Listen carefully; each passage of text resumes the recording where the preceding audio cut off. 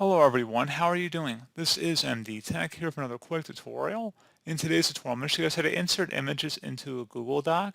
So this should hopefully be a pretty straightforward process here, guys. And without further ado, let's go ahead and jump right into it.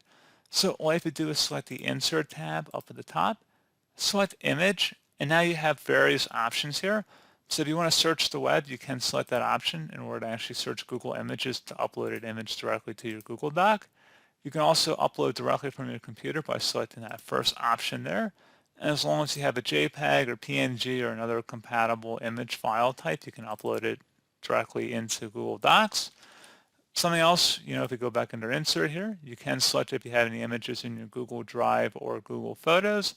If you have a webcam, you can select Camera and just take a picture and then upload it directly to Google Docs as well.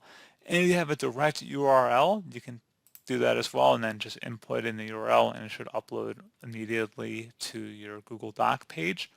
So pretty straightforward process, guys. Do hope I was able to help you out, and I do look forward to catching you all in the next tutorial. Goodbye.